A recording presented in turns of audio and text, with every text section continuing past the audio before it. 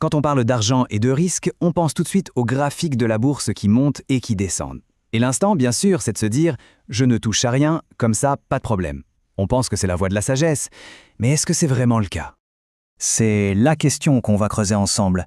Est-ce que laisser son argent dormir sur un compte, c'est vraiment une stratégie sans aucun risque? Allons voir ça de plus près. Il faut bien le dire, la peur de perdre de l'argent est une émotion super puissante. Elle nous pousse à croire qu'un solde bancaire stable, qui ne bouge pas, c'est le summum de la sécurité. Après tout, on se dit que si rien ne bouge, rien ne peut mal tourner. Logique, non? Et soyons clairs, cette prudence, c'est un point de départ tout à fait normal et même compréhensible. Personne n'a envie de voir le fruit de son travail diminuer.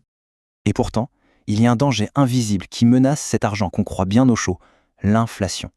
C'est comme un ennemi silencieux qui vient grignoter notre pouvoir d'achat, petit à petit, jour après jour. Prenons l'exemple de Sophie. Elle a 20 000 € sur son compte d'épargne. Forcément, elle se sent en sécurité. Le chiffre est là, il ne bouge pas, donc tout semble parfait. Sauf que la réalité, elle, est un peu plus complexe. Même avec une inflation qu'on pourrait qualifier de moyenne, à 3% par an, le pouvoir d'achat réel de Sophie diminue. Et le pire, c'est que c'est un processus totalement silencieux. Il n'y a pas de notification de la banque pour dire « Attention, votre argent perd de la valeur ». Et voilà le résultat. 10 ans plus tard. C'est assez frappant. Sur son relevé de compte, Sophie a toujours ses 20 000 €. Elle n'a pas perdu un centime. Mais dans la vraie vie, ces 20 000 € ne peuvent acheter que ce que 14 800 € achetaient 10 ans auparavant. C'est ça, le coût bien réel de l'immobilisme.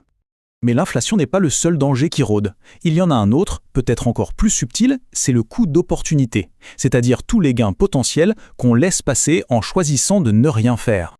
Regardons maintenant Marc. Il a longuement hésité à investir ses 10 000 €. Pendant 5 ans, il n'a rien fait. Bilan de l'opération, 0 € de gain. Logique. Sauf que pendant ce même temps, les marchés, eux, ont progressé. Son inaction ne lui a rien coûté en apparence, mais elle l'a privé d'un gain potentiel de 4 700 €. C'est une somme qu'il n'a pas perdue, mais qu'il n'a tout simplement jamais eue. Voilà, c'est exactement ça. Le coût d'opportunité. C'est la valeur de la meilleure option qu'on n'a pas choisie. Pour faire une analogie, c'est un peu comme refuser une promotion au travail par peur du changement. On garde son salaire actuel, on ne paie rien, mais on passe à côté d'une belle augmentation. Et ce coût d'opportunité va encore plus loin. Ne rien faire, c'est aussi dire non à ce qu'on appelle l'effet de boule de neige des intérêts composés, ce phénomène qui fait que l'argent peut travailler tout seul. C'est aussi d'une certaine manière tout miser sur une seule source de revenus, sa force de travail. Et ça nous rend bien plus vulnérables face aux aléas de la vie. Du coup, on arrive à un point vraiment essentiel. La vraie question, ce n'est pas de savoir s'il faut prendre un risque ou pas, parce que, qu'on le veuille ou non, un risque est pris. La vraie question, c'est quel type de risque est-on prêt à choisir, à accepter et à gérer? Ce tableau y résume